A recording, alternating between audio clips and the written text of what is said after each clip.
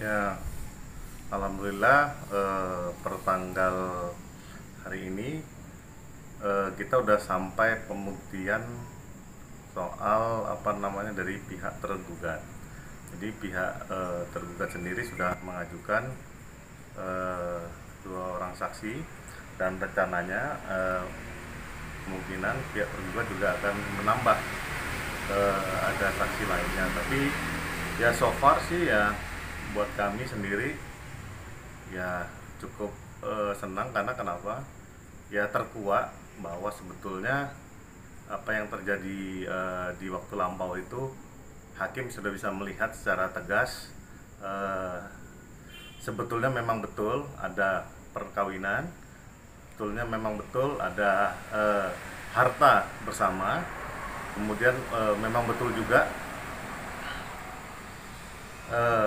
ya yang harusnya dibagi ya sepatutnya dibagi. Itu menurut saya pribadi begitu. Kalau menurut saya sih memang baiknya memang pas di persidangan pihak dari jurnalis itu bisa menyaksikan langsung karena kan ini tidak tertutup, sidangnya itu terbuka.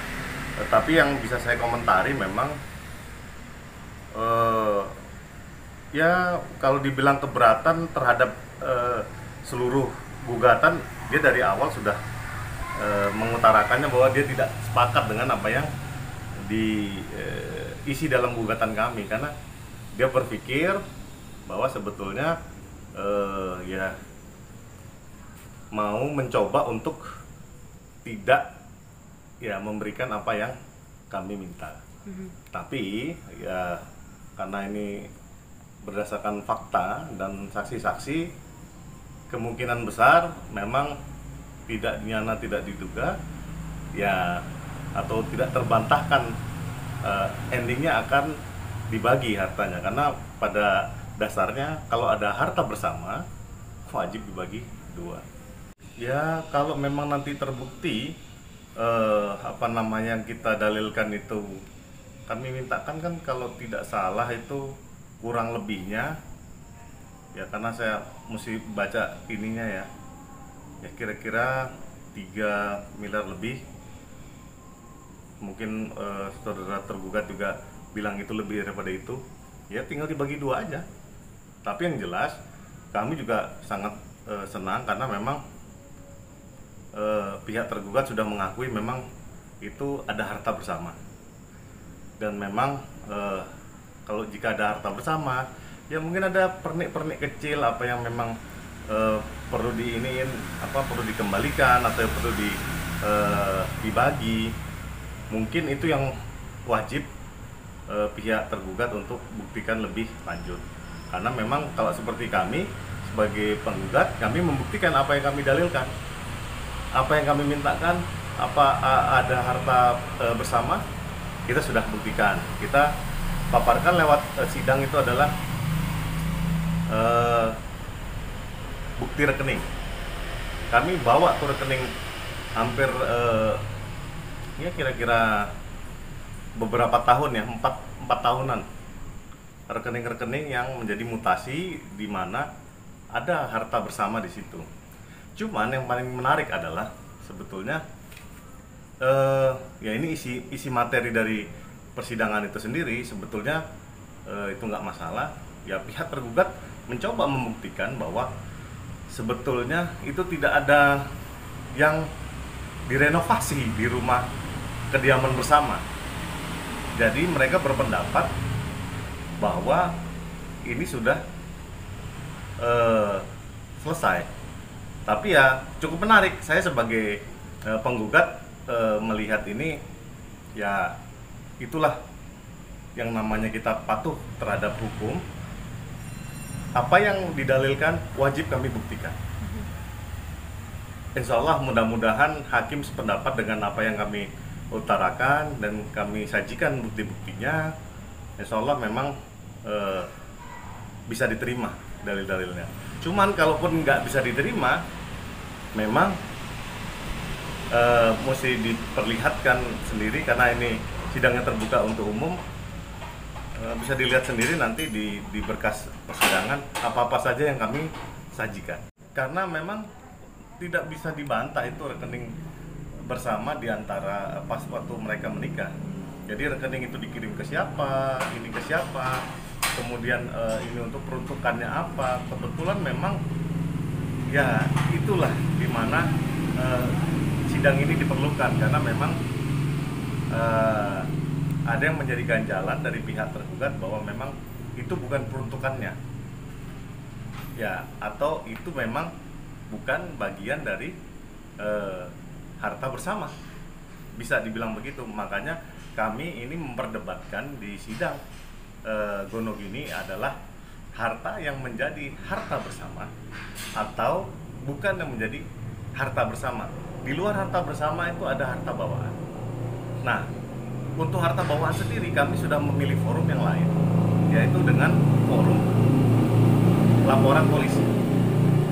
Kemudian karena ini kalau misalnya harta bawaan yang tidak dikembalikan ketika sudah kami mintakan secara patut, artinya itu dapat diduga bahwa orang yang tidak melakukan perbuatan tersebut atau mengembalikan barang tersebut itu diduga melakukan penggelapan. Kami sudah laporkan ke Polres Bekasi.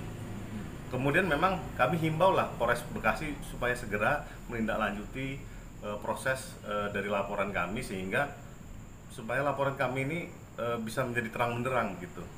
Karena kan ada dua forum di sini kami yang melakukannya, mengupayakan hukum soal harta ini. Yang pertama adalah soal harta bersama sendiri. Harta bersama tuh ketika orang menikah, ketika dia sudah tidak menikah, keluar dari pernikahan itu harus dibagi dua. Itu harta bersama. Yang kedua adalah harta bawaan. Harta bawaan itu ketika dia sebelum menikah sudah memiliki harta tersebut, tapi waktu ketika dibawa itu menjadi dalam rumah tangga, ditahan sama yang terduga yang kami laporkan, sehingga ini menjadi masalah sendiri. Makanya banyak yang bertanya, sebetulnya Bang, kalau di Islam itu kan tidak ada harta gonogini, tidak ada harta bersama. Yang ada kalau sudah ini langsung lebur. Mohon maaf, kita dasar negaranya itu adalah Pancasila dan undang-undangnya Undang-Undang Dasar 45, dan kebetulan hukum yang berlaku di sini adalah hukum yang diatur oleh kumpulan hukum Islam dan bukan hukum Islam itu sendiri. Jadi selain KHI juga ada KUA Perdata. Banyak yang salah mentafsirkan bahwa ini tidak berlaku. Nah, supaya melek hukum, kadang-kadang saya terpaksa ya semi-semi harus menerangkan kayak dosen gitu. Harta bersama itu ketika orang mengikatkan diri di dalam pernikahan, terutama yang Islam, harta yang dibawa itu tidak melebur, itu berdiri sendiri. Tapi ketika harta yang diperoleh ketika dia menikah, sewaktu menikah, dari titik A sampai titik dia berpisah, itu adalah harta bersama. Kadang-kadang orang salah tafsir, oh ini harta bersama sudah termasuk harta yang dia bawa sebelumnya. Karena kenapa? Gak mungkin dong dia modal kolor atau dia modal badan aja, tiba-tiba dia langsung punya harta. Nah, itu yang dinamakan harta bersama ketika dia bersama-sama dalam pernikahan dan menghasilkan harta, itu namanya harta bersama. Kalau harta bawaan, dia ada warisan dari orang tuanya, dari dia ketika dia single, ketika dia tidak bersama pasangan yang dinikahinya atau dia bersama pasangan yang lain, itu terpisah. Itu merupakan harta pribadi dari subjek hukum itu sendiri. Jadi ketika ada dua subjek hukum menikah, nah itu banyak hukum yang mengatur. Islam sedemikian juga, apalagi yang non muslim. Makanya di dalam buku nikah itu sendiri itu memang ada yang namanya bisa dicatatkan perjanjian pisah harta, perjanjian pranikah. Itu yang harus dicermatin oleh pemirsa. Karena kenapa? Biasanya orang Indonesia ngakunya tahu hukum, tapi soal yang agak detail ini kadang-kadang miss. So far sih alhamdulillah sangat kooperatif ya, karena mereka melakukan apa yang menjadi tugas tugas dan kewajibannya sebagai tergugat. Apalagi kuasa hukumnya juga oke, maksudnya kami apresiasi sekali, ya tidak ada hambatan yang, karena memang kami terus mencoba menyelesaikan ini dengan cepat. Memang ada kendala-kendala ya seperti COVID ini kita nggak bisa bantah ya, karena memang kadang kurvanya naik tiba-tiba lockdown, kadang-kadang kurvanya turun dia mau, tapi ya kita cobalah selesaikan dengan secepat mungkin. Ya dia berharap klien saya ini berharap semuanya menjadi melek, menjadi sadar dan mencoba move on, bahwa sebetulnya yang sudah terjadi itu ya sebuah kenangan yang indah dan memang harus berakhir dan disudahi dengan walaupun tidak bisa dengan baik-baik, tapi harus disadari dengan dewasa. Karena kenapa? Kedewasaan itu bisa diperlihatkan dengan cara dia menghadapi apa yang sudah terjadi. Tapi klien saya juga sudah mengantisipasi, seperti halnya soal proses perceraiannya yang harus ditempuh sampai tingkat kasasi. Ya begitu juga kemungkinan besar kami mengantisipasi yang gonok ini sampai kasasi. Ketika kita mencoba mensurati, mensomasi sebelum kita melakukan gugatan, kan kita mencoba berkomunikasi dulu sebelumnya dengan pengacara yang sebelumnya, sampai berganti dengan yang sebelum dengan gugatan perdata ini, gugatan harta bersama ini. Itu setelah itu baru kami laporkan ke polisi, karena terus terang 3 kali somasi tidak ada tanggapan, katanya mau dikembalikan tapi akhirnya tidak, terus dengan ceritanya back and forth. Tapi kan kalau kami kan karena kuasa hukum, kami cuma berdasarkan surat aja. Surat sudah ditunaikan, kemudian kami bertemu, janji mau dikembalikan, tapi endingnya ya harus datang sini, harus datang ke situ, ini ke sana, ini ke sini. Ya tidak ada niat baik, tidak ada itikat baik. Jadi ya mudah-mudahan bisa ditengahi oleh pihak yang berwajib. Kalaupun tidak bisa sampai di tengah pihak berwajib, mungkin kita harus ke pengadilan juga dengan ini, karena ini kalau namanya penggelapan itu kriminal. Artinya bukan keperdataan, tapi ini soal pidana. Artinya ada dari yang terduga yang kami laporkan itu melakukan tindak pidana penggelapan harta bawaan. Kami ada list barang-barangnya sih. Oh gitu. Karena terus terang ini yang susah.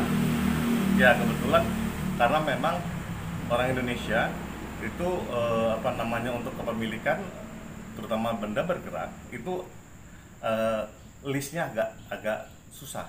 Resi-resinya juga kemudian agak sulit. Tapi kebetulan alhamdulillah kami bisa melampirkan itu semua, dan bukti-bukti foto pendukung, kemudian saksi-saksi sudah diperiksa semua. Jadi ya mungkin dalam waktu dekat kami berharap pihak Polri, terutama Polres Bogor atau Cibinong ya, Polres Cibinong ya, itu ya, Kabupaten Cibinong, mudah-mudahan bisa mengakomodir. Kami berharap perkara kami bisa diselesaikan lebih cepat daripada putusan gonogininya ini. Kami sudah pernah lampirkan alat bukti itu ke Polres Bekasi sebagai landasan awal dugaan tindak pidana penggelapan harta bawaan. Dia hadir waktu awal itu kan, waktu hakim meminta dia untuk meminta beliau untuk hadir, karena prinsipal sebagai penggugat wajib hadir dalam perdataan dan menyampaikan ke majelis sebetulnya apa yang diinginkannya. Dan ketika mediasi juga, iya, di mediasi itu juga terungkap bahwa sebetulnya pihak dari tergugat mau menyerahkan mobil Mercy-nya yang sebagai ya bagian dari harta bersama itu juga. Ya tapi ya terus terang pihak kami, pihak penggugat menginginkan yang persis aja, kasarannya memang Mercy itu bagian dari harta bersama, kalau memang iya include plus yang lain-lainnya begitu. Kan besok minggu depan libur ya, karena Maulid Nabi, minggu depan sidang, kemudian satu lagi Ya sebelum November selesai kelihatannya sudah bisa ada putusan itu. Sebetulnya nggak perlu wajib hadir. Yang wajib hadir itu waktu ketika awal sidang, permulaan sidang. Jadi ketika sebelum sidang itu dimulai, prinsipal itu dipanggil, kemudian dua belah pihak ditemuin, ditanyakan maunya sama majelis, kamu maunya gimana? Ini ada apa mediasi? Kamu bisa mediasi apa enggak? Bisa secara damai apa enggak? Ya kami sih berharap ya sebelum sidang ini berakhir kita bisa menemukan kata sepakat untuk membagi harta ini ya. Cuman dari pengalaman sebelum-sebelumnya yang tadi saya sebutkan, dari proses cerainya aja setelah sampai kasasi, saya pikir itu merupakan sifat natural dari pihak tergugat untuk melakukan hal tersebut. Jadi ya saya maklum karena mungkin belum bisa move on, tapi ya this is the law, ya we have to move on. Dan kalau soal calon lagi mungkin bisa ditanyakan yang bersangkutan, tapi ya so far so good, dia cuma merindukan anak-anaknya. Karena ini anak-anaknya di bawah umur, wajib lah sebetulnya untuk diserahkan ke ibunya, karena dia masih mumayyiz, ya kan. Tidak ada kata lain kecuali diserahkan ke ibunya sebagai pengasuhnya gitu. Dan tidak boleh diinterpretasikan lain karena kita memilih forumnya hukum Islam, artinya anak di bawah umur wajib pengasuhannya di bawah ibunya. Ketika ayahnya ingin datang ke tempat ibunya, mau berapa lama dia waktu untuk dibutuhkan tidak terbatas. Tapi kalau untuk anak itu dibawa pergi dari pengasuhan ibunya, itu tidak boleh. Masih kita menunggu ada saksi tambahan dari pihak tergugat. Kemudian katanya dia akan mengajukan saksi ahli, ya kita tunggu. Kemudian kalau memang tidak ada tambahan lagi agenda, di minggu depannya lagi bisa dimungkinkan untuk kesimpulan. Setelah itu agendanya putusan.